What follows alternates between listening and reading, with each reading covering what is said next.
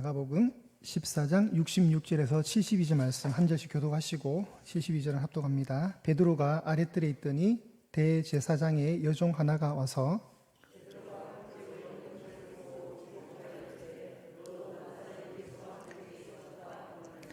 베드로가 부인하여 이르되 나는 내가 말하는 것이 무엇인지 알지 못하고 깨닫지도 못하겠노라 하며 앞뜰로 나갈새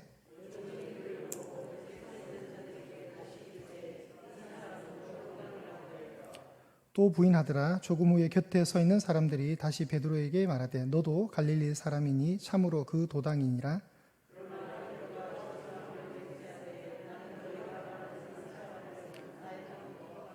함께 했습니다. 닭이 곧 두 번째 울더라.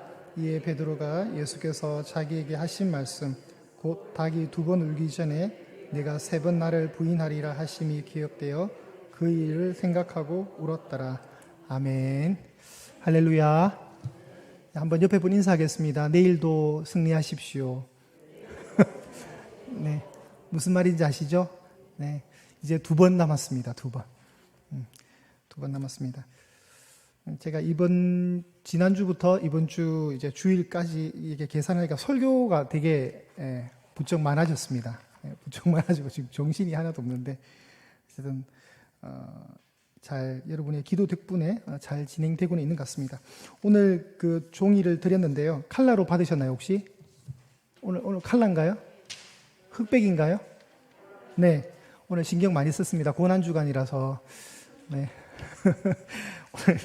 오늘 이제 베드로가 예수님을 모른다고 세 번 부인하는 이 모습을 사복음서를 전부 이렇게 제가 비교 분석을 해봤습니다. 그러다가 재미있는 사실도 많이 발견했어요. 하길 잘했다는 생각이 들었습니다.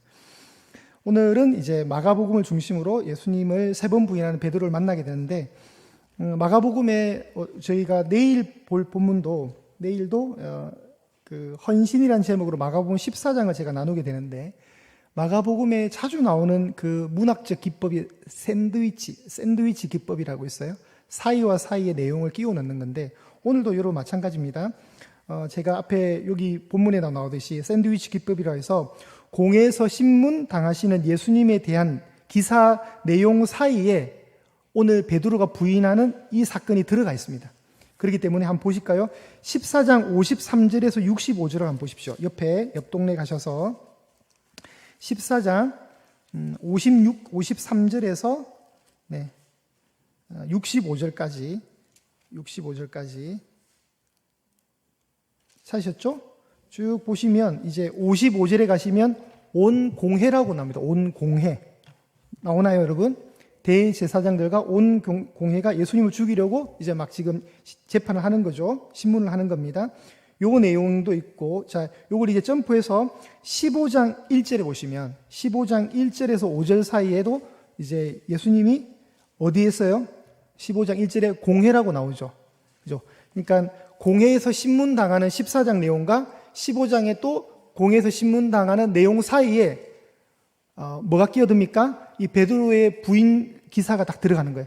그러니까 사실 샌드위치 기법은 어떤 거냐면 중간에 빠져도 연결이 돼야 안 돼요. 연결이 되는 거예요. 자연스러워요. 자연스러운데 쏙 들어오는 거예요. 쏙.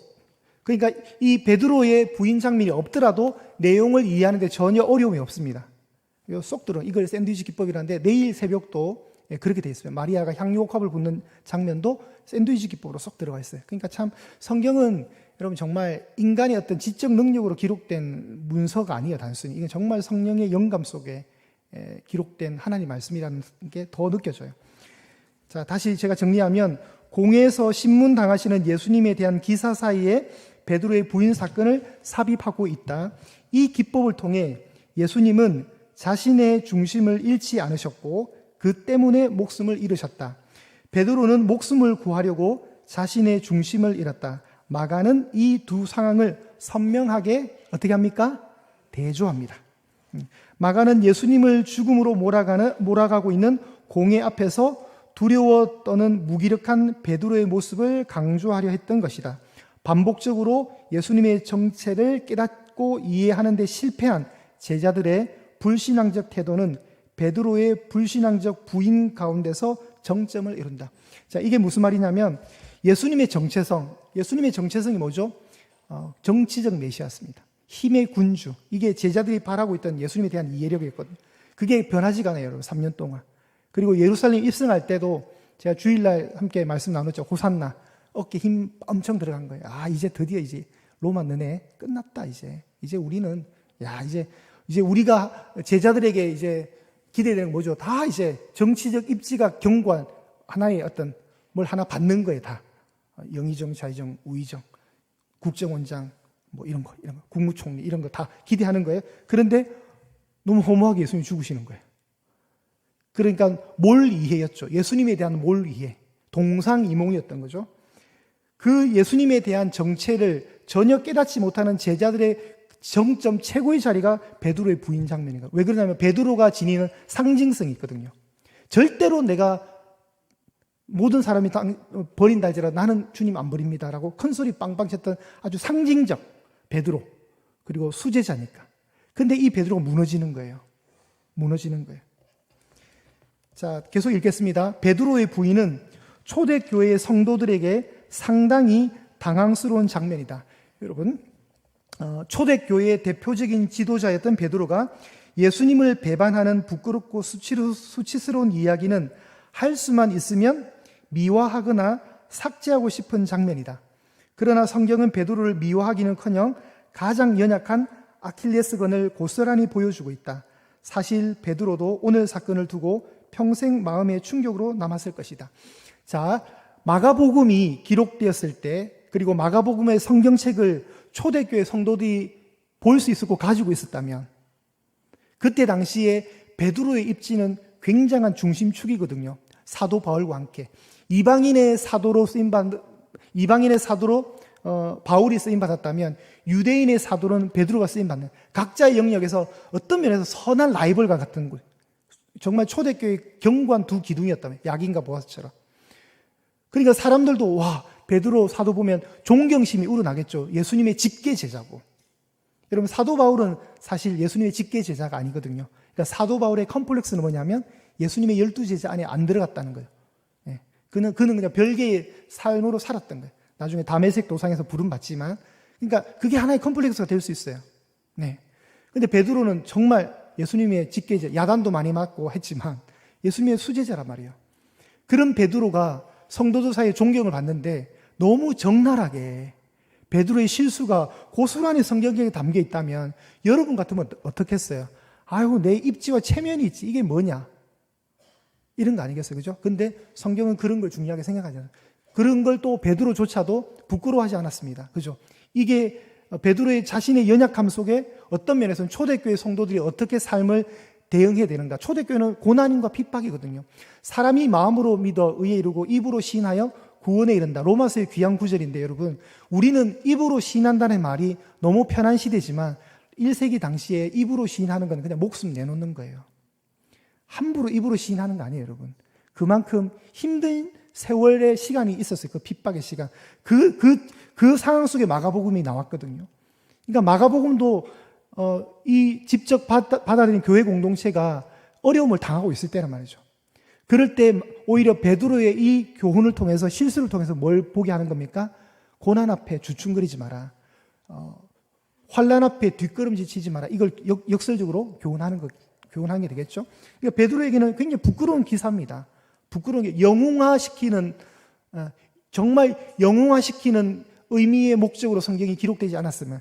그러니까 창세기부터 제가 강론하면서도 보니까 성경은요, 어떤 특정 인물을 영웅화시키려고 한 의도 하나도 없어요, 여러분. 하나도 없습니다. 아브람도 다 연약했고요. 이삭도 연약했고, 야곱은 말할 것도 없고요. 요셉도 연약했습니다. 그러니까 어떤 사람을 추앙하는 거 절대 없어요, 여러분. 전부 다 실수가 있고 연약함이 있어요. 그러니까 베드로도 마찬가지인 거죠. 자, 1번과 2번과 3번을 보면 베드로를 묘사하는 세 가지 행동입니다. 베드로를 묘사하는 세 가지 행동인데, 이 괄호 안에 한번 내용을 넣어보겠습니다. 예수님을 따르려는 땡땡땡한 행동. 다른 제자들은 도망갔지만 지금 베드로는 어디에 와 있습니까? 대제사장의 아랫뜰까지 와 있습니다. 오늘 본문인 66절을 보십시오. 그죠? 도망 안 가고 살짝 도망갔다가 다시 왔습니다. 베드로는 아랫뜰에 있었습니다. 아랫뜰에. 그러니까 지금 예수님의 신문 과정에 있는 그 저택에 대제사장 집의 저택에 들어온 거예요. 다른 제자도 없었습니다. 그러면 이 속에서 뭘 볼 수 있죠? 위험을 무릅쓰고 행하는 적극적인 모습이 있는 거죠. 그래서 예수님을 따르려는 적극적인 행동입니다. 가로 안에 들어간 말은 예수님을 따르려고 하는 적극적인 행동이 있기 때문에 오늘 이 부인 사건이 시작되는 거거든요. 제 생각에는 그냥 차라리 도망가버리고 말지 왜 와가지고 이렇게 된지 모르겠어요. 자, 두 번째는 예수님을 부인하는 땡땡땡한 행동 보겠습니다. 한 여종에 의해서 무참히 허물어지는 베드로는 결국 저주와 맹세를 통해 끝까지 예수님을 부인하게 된다. 예수님을 따르려는 의지만큼이나 부정하는 행동도 강하게 나타났다. 공감이 되시죠? 그럼 이 안에 들어갈 가로의 내용은 예수님을 부인하는 비겁한 행동입니다. 앞에는 굉장히 적극적인 행동이었다면 지금은 굉장히 비겁한 행동입니다.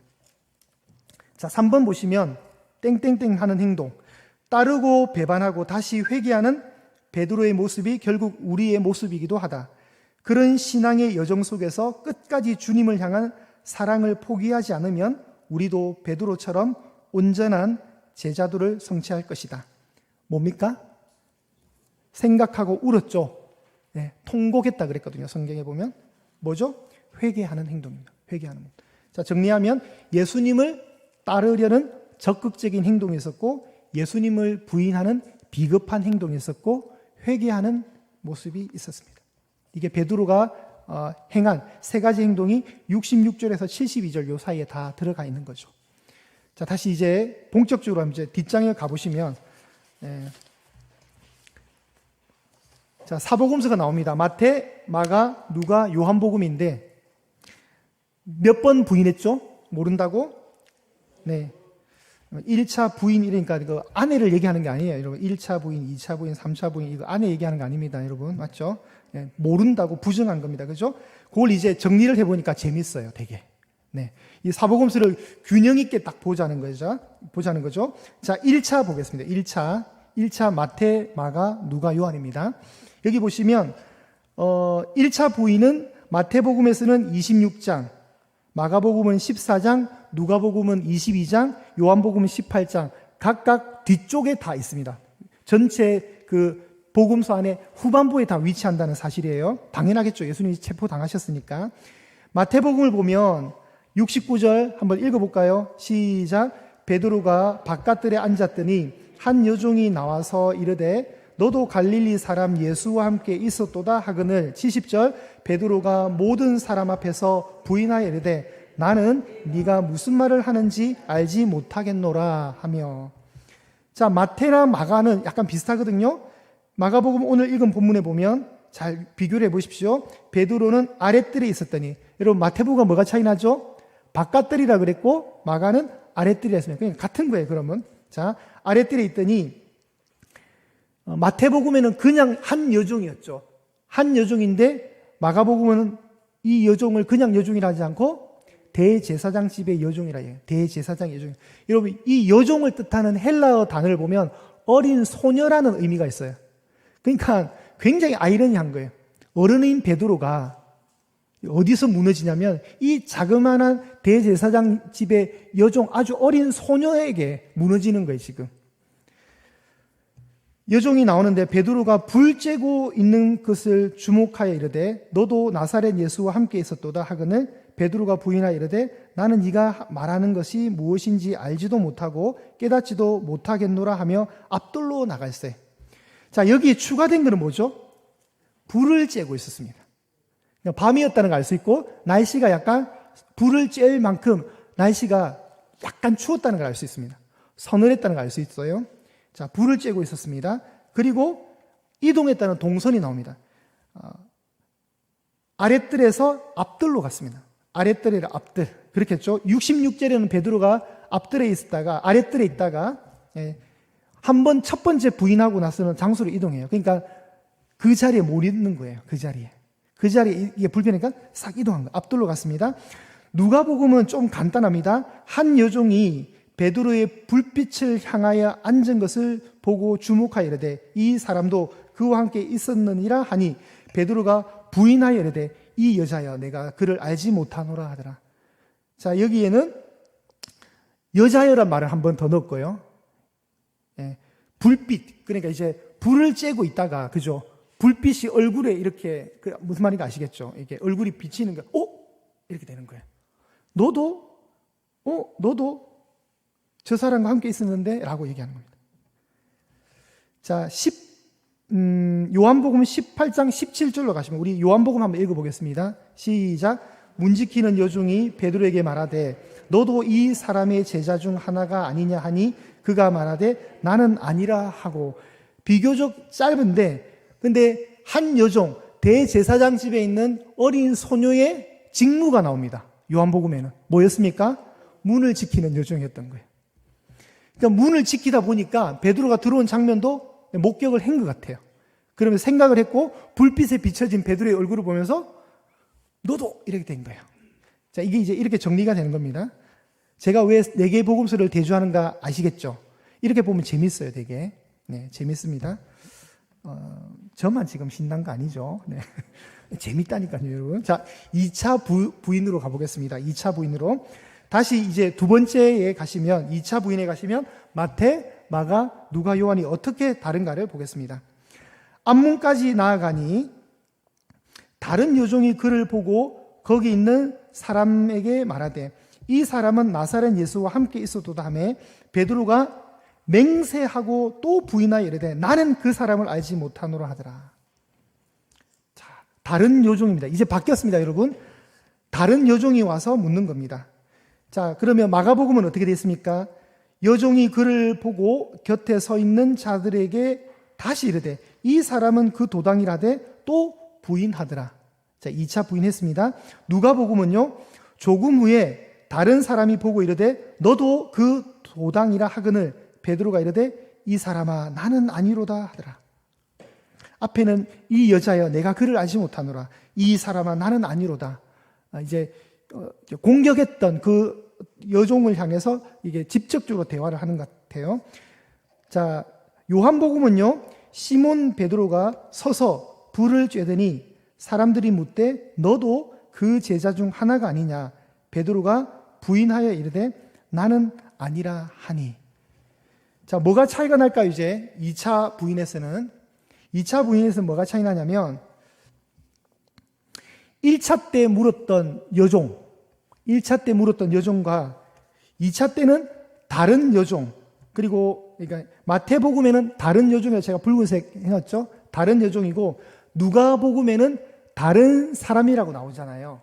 그죠? 그러니까 첫 번째 질문했던 소녀와 두 번째 질문하는 소녀가 다른 사람인 것 같은데 원문에는 그렇게 안 돼 있어요. 원문에는 어떻게 번역이 되어 있냐면, 자, 마태복음 다시 오셔서 71절 보십시오. 앞문까지 나아가니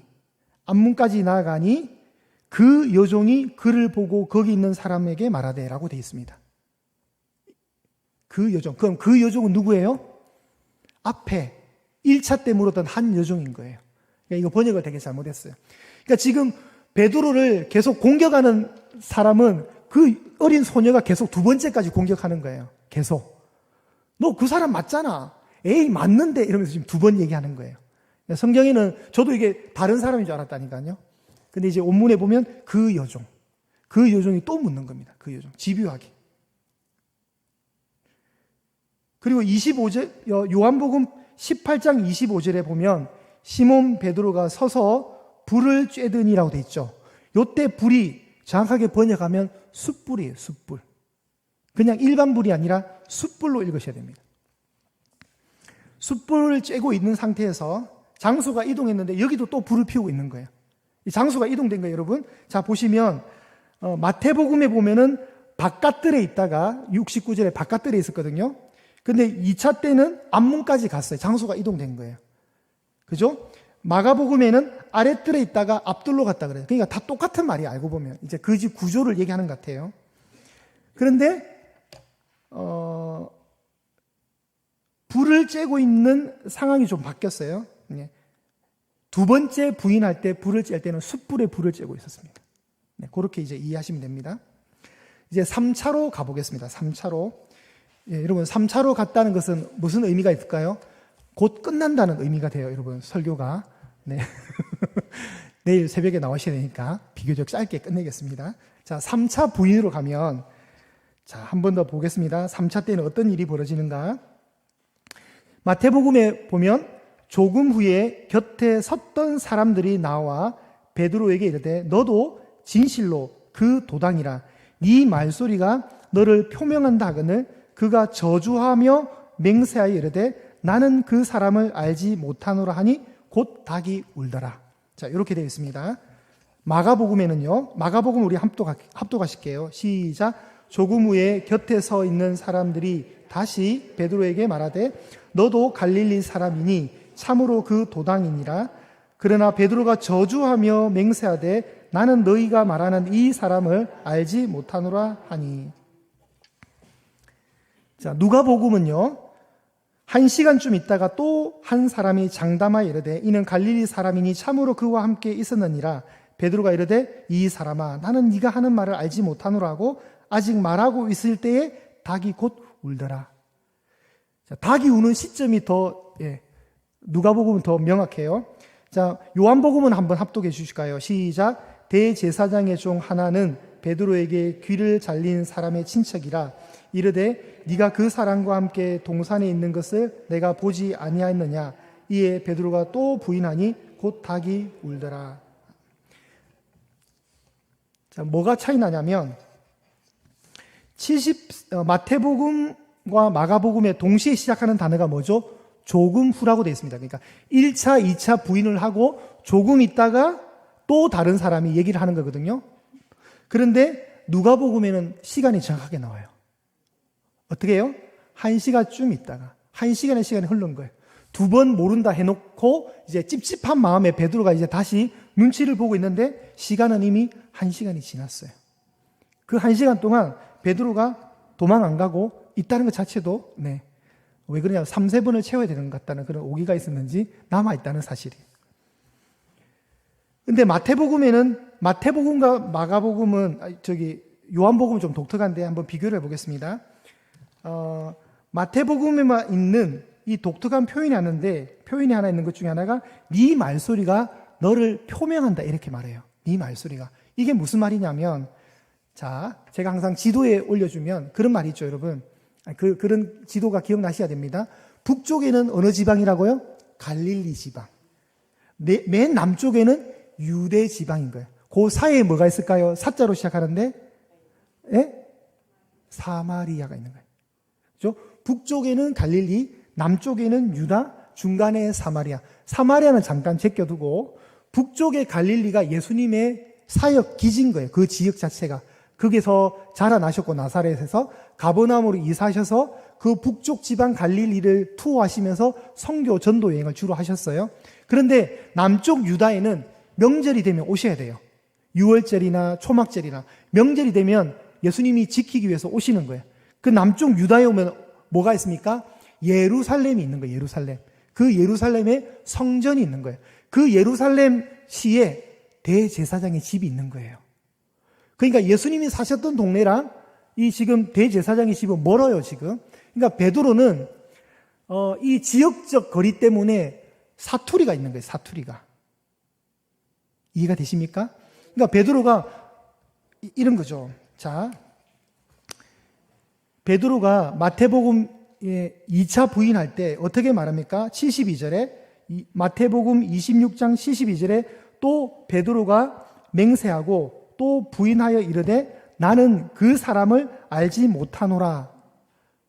나는 그 사람을 알지 못하노라. 이런 말을 했을 거 아니에요. 그죠? 나는 그 사람을 알지 못하노라. 그러면 우리 서울분들은 어떻게 얘기할까요? 자, 서울분들은 제가 지금 서울분이 아니라서 제가 어떻게 읽어야 돼요? 표준으로 사투리 안 쓰고. 네. 자, 나는 그 사람을 알지 못해요 라고 했다면 저는 경상도 출신이거든요. 제가 어떻게 할까? 난 모르는데요. 이렇게 되는 거예요, 지금. 그러니까 딱 아는 거예요, 이 여종이. 저 사람, 갈릴리 촌놈이네. 이래 되는 거예요. 제 말 이해되십니까? 제가 이렇게, 아니에요. 나는 그 사람을 몰라요. 이렇게 어색한 표준어를 썼다는 거예요. 그래서 이 말소리가 너를 표명한다고 하는 얘기가 여기 나오는 거예요. 그러니까 베드로가 너무 급한 마음에 표준어를 구사를 안 하고 사투리를 쓴 거예요. 그래야 걸려버렸어. 자, 제 말 이해하시는 분들은 끄떡끄떡. 네, 이렇게까지 했는데, 예, 자, 알시겠죠? 그래서 지금 말 때문에 걸려든 거는 마태복음에만 기록이 되어 있는 독특한 기사고요.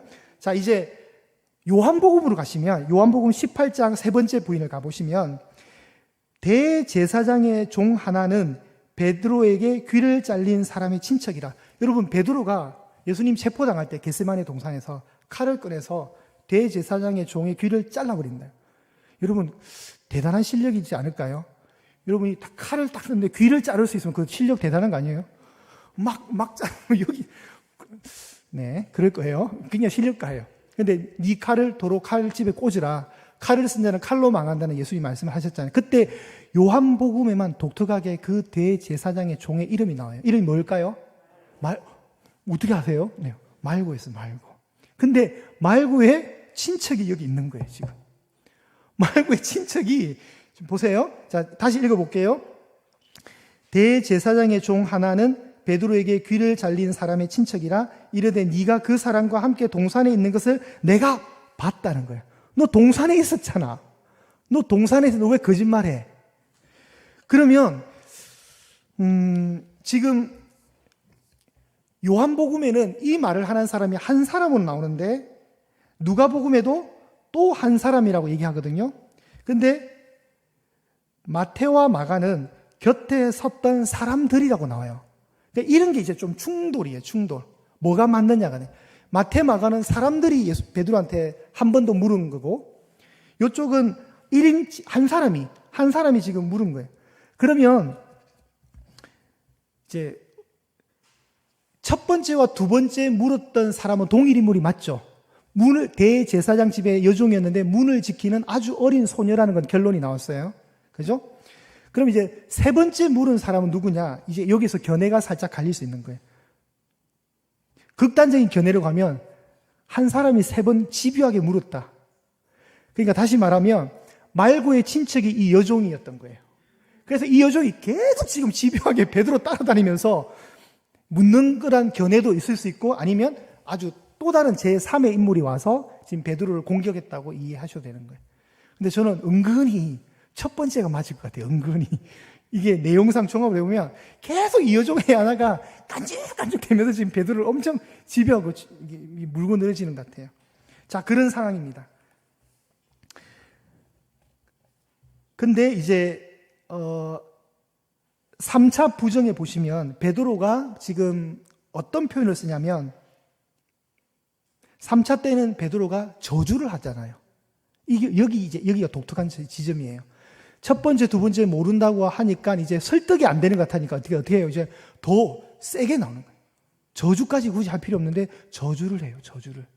예수님 모른다고 저주를 하는데 그 저주의 대상이 본인이냐 아니냐는 또 다른 문제예요. 우선은 보면 마태복음 26장 74절 보십시오. 맨 앞 저기 3차 가시면 그가 저주하며 맹세하여 이르되 나는 그 사람을 알지 못한다.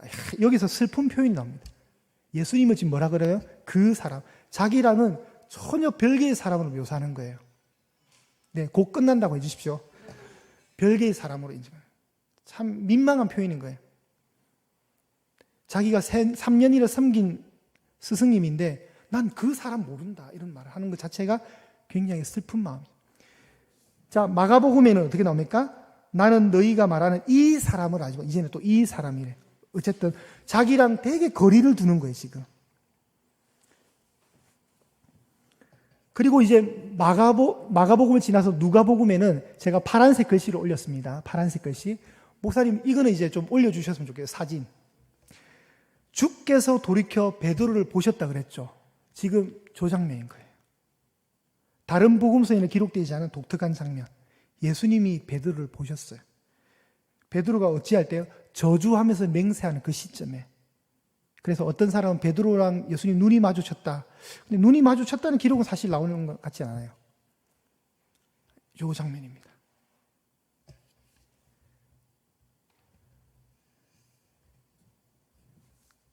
자, 그러면 하나 더 이제 마무리를 해보겠습니다. 마태복음과 요한복음을 하나 마지막 정리를 해볼게요. 마태복음을 보시면, 다시 마태복음만 딱 보십시오. 1차, 2차, 3차 부인을 딱 보시면, 마태복음의 흐름상 보면 딱 이 세 가지 부인을 어떻게 표현하냐면, 1차는 부인입니다. 부인. 자, 26장 70절에 부인하여라고 나오죠. 부인. 동그라미 한번 치보십시오. 부인. 부인입니다. 2차는요, 맹세입니다. 맹세. 핵심 단어가 맹세입니다. 그럼 여러분 3차는 뭘까요? 저주죠. 마태는 이걸 정확하게 이어갑니다. 강도가 점점 세지는 거예요. 부정하다가 맹세하다가 이제 저주까지 가는 거예요. 마태는 깔끔하게 이 3단계를 처리하고요. 요한복음은요, 여러분 2차 때 베드로가 숯불을 쬐고 있다 그랬죠. 이 숯불. 이 숯불이 어디 나오냐면, 자, 여러분 이거는 성경 한번 찾아보시겠습니다. 요한복음 21장 9절을 한번 찾아주십시오.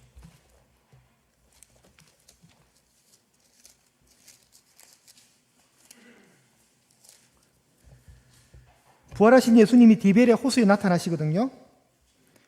그래가지고 베드로가 막 수영을 하면서 가요. 바다에 뛰어들어가 수영을 해요. 그리고 예수님은 뭐하고 계셨냐면 육지에 올라와 보니, 9절입니다. 우리 요한복음 21장 9절 읽어보시겠습니다. 시작. 육지에 올라와 보니 숯불이 있는데 그 위에 생선이 놓였고 떡도 있더라. 예수님이 이르시되 지금 잡은 생선을 좀 가져오라. 153마리가 잡히는 장면이 여기 나오는데, 여기 보면 육지에 올라오니까 예수님이 지금 뭘 준비하고 있습니까? 우리 제자들 먹이려고 숯불을 미리 피워놓은 거예요. 근데 성경이요, 여러분 재밌는 게 번역을, 이 단어가 똑같은데 번역을 이렇게 한 거예요. 아까 요한복음 18장 25절에 숯불이라고 쓰면 더 의미가 오는데 그냥 불로 번역을 해버렸어요. 근데 헬라 원문에 보면 똑같은 동일한 단어입니다. 그럼 여러분, 베드로가, 이 성경은 그냥 쓰이지 않거든요, 여러분. 단어를 왜 쓰겠어요? 뭘 기억하라는 거예요, 지금. 너의 실패의 자리를 기억해. 그리고 지금 숯불은요, 부활하신 예수님 만나서 이제 예수님이 베드로에게 뭘 할까요? 베드로가 예수님 모른다고 3번 부정했잖아요. 부인했잖아요. 예수님이 그 도로 다 찾아 먹으십니다. 우리 예수님도 보통분 아니세요. 요한의 아들 시몬아, 네가 나를 사랑하느냐? 요한의 아들 시몬아, 네가 나를 사랑하느냐? 요한의 아들 시몬아, 네가 나를 사랑하느냐? 그 현장이 어디입니까? 숯불 현장에서. 숯불을 피우고 물고기를 먹으려고 하는 그 식사 모임에서 예수님이 배반당했던 옛날 섭섭한 마음을 도로 찾아 먹는 거예요. 그게 숯불인 거예요, 숯불. 숯불의 은혜입니다, 이게. 상처는 상처로 회복시키는 거예요. 여러분이 사람에게 상처받으면 어떻게 돼요? 사람으로 인해서 회복되는 게 제일 빠릅니다. 베드로가 그 예수님을 따르고자 하는 그 정열의 사나이가 얼떨결에 지금 여종한테 완전 지금 당하는 거잖아요, 지금. 그죠? 그 꼬맹이한테. 그 꼬맹이가 뭐라고? 그 꼬맹이한테 당하고 나서 지금 찝찝한 마음에 눌려 있었어요. 죄책감. 근데 예수님이 그 죄책감을 깨끗하게 씻어줍니다. 자기가 입으로 3번 부정한 거를 예수님이 입으로 3번 사랑한다고 고백하게 만드는 거예요. 할렐루야. 이게 은혜입니다, 은혜.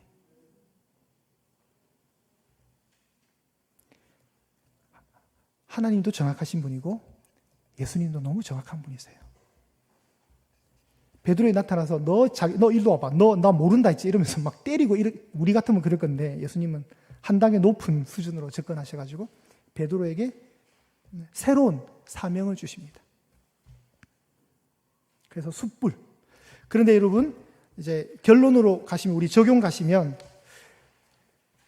베드로가 닭이 울면서 나가서 막 통곡하거든요. 이제 자신의 행동을 해거죠. 여러분 유다도 예수님을 배반했고 베드로도 예수님 배반하잖아요. 유다와 가룟 유다와 베드로의 차이점은 뭐죠? 유다는 그 양심의 가책으로 자살을 하게 되고 베드로는 통곡하면서 회개를 합니다. 가슴을 치면서 엉엉 우는 거예요. 근데 그렇게 될 수 있었던 이유 중에 하나는 누가복음 22장 31절에서 32절이 보여줍니다. 우리 한번 합독해 볼게요. 제가 파란색으로 넣어드렸습니다. 시작. 시몬아 시몬아 보라, 사탄이 너희를 밀 가부르듯 하려고 요구하였으나 그러나 내가 너를 위하여 너 믿음이 떨어지지 않기를 기도하였노니 너는 돌이킨 후에 내 형제를 굳게 하라. 아멘. 예수님이 체포당하시기 전에 베드로에게 하나의 약속을 주셨어요. 너는 돌이킨 후에, 이 말이 뭐죠? 베드로가 실패한 걸 아시는 거예요.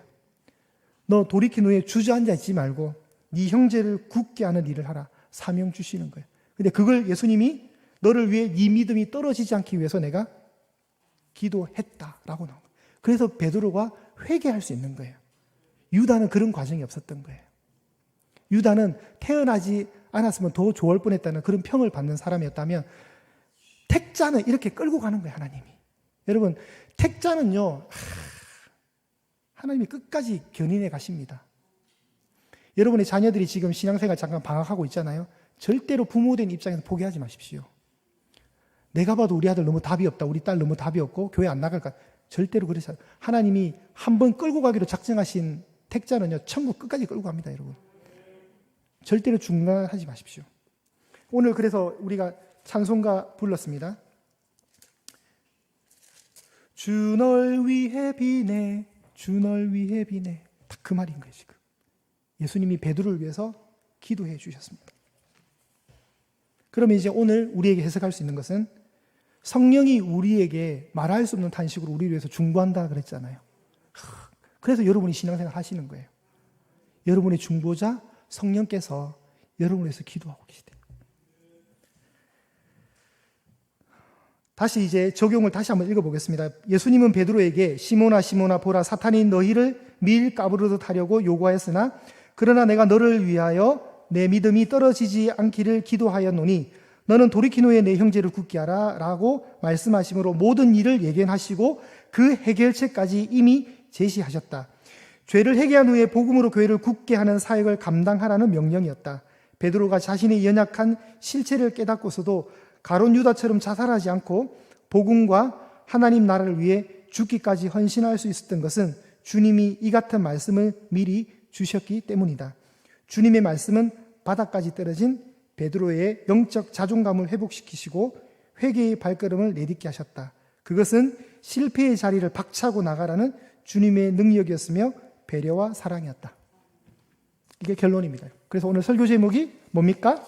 실패의 자리를 박차고 나오라. 여러분, 우리도 여러분 연약합니다. 다시 1페이지에 가시면 회개하는 행동에 보시면 이 내용이 다시 나와 있습니다. 예수님을 따르고 배반하고 다시 회개하는 모습이 결국 누구의 모습이라고요? 우리의 모습입니다.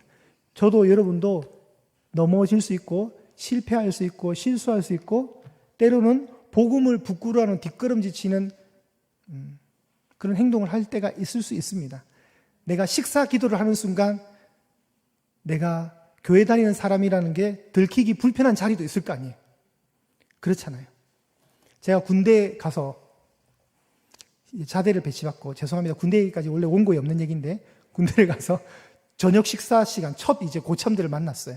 막 제가 오니까 신난 거예요. 이 고참들이 막 놀리려고 막 뺑 둘러 앉았는데 제가 어떻게 해야 됩니까? 일단 식탁을 받았으니 어떻게 됩니까? 기도를 해야 되죠. 제가 기도를 딱 하면서 눈을 감고 고개를 숙이는 순간 사람이 그 영적인 느낌이 있거든요. 다 저를 보는 것 같아요, 느낌이. 그래서 아멘하고 눈을 딱 뜨는데 아니라다가 저를 다 보고 있으면서 실망한 눈빛. 아, 임마 교회 다닌 놈이네? 한번 데리고 잘 놀라, 술도 먹이고 잘 놀라 했더만 좀 재수 없는 놈이 하나 들어왔네. 이런 눈빛들 있잖아요. 그리고 그 이후에 저를 가장 괴롭혔던 고참이 하나 있는데 권사 아들이었어요. 너무 저를 괴롭혔어요, 진짜. 같은 편이 돼줘야 되는데 신앙을 어떻게 잘못 배워서 그런가 너무 싫었어요. 그러니까 자기가 신앙생활 못하니까 신앙생활 잘하는 크리스찬이 너무 미웠던 거예요, 막. 그러니까 저를 되게 괴롭혔어요. 걔 지금 뭐 하고 있는지, 저보다 한 살 어렸던 애인데 걔 지금 뭐 하고 있는지 모르겠어요. 그래요, 여러분. 그런 불편함을 박차고 나가셔야죠. 그러니까 제가 그때 한 번 기도한 게 저를 살렸습니다. 그래서 저는 회식 자리에 술을 권함을 받지 않았습니다. 제가 그때 고참들, 내가 지금 교회 다니는 거 들키면 안 되는데 해서 그냥 눈 뜨고, 하나님도 아시니까 눈 뜨고 괜히 아멘 하고 잘 먹겠습니다. 아멘 하고 밥을 먹었다면 저는 계속 끌려다니면서 담배, 술 권하고 맨날 고참한테 맞고 그랬을 거예요. 그런데 아예 그냥 정체를 폭로해버리니까 아예 안 건드리더라고요. 재수없는 놈이라고. 건들지를 않았어요. 저는 그때 그 부분을 성공했지만 또 뭐 저라고 뭐 맨날 성공하면서 살았겠습니까? 그럴지라도 여러분, 성도는 그 실패의 자리에 주저앉아서 엉엉 울고 아이고 나는 이제 끝이구나라고 생각하면서 주저앉는 인생이 아니라 그냥 그 자리를 틀고 일어나서 나와라는 거예요. 나와라. 나오면 하나님이 회복시켜 주신다는 거예요. 하나님이 여러분에게 또 다른 숯불을 준비하셔서 고기를, 생선을 가져오라 하고 그 생선 요리를 해 주실 거예요. 그 은혜를 기대하시면서 살아가시는 저와 여러분 되시기를 소망합니다.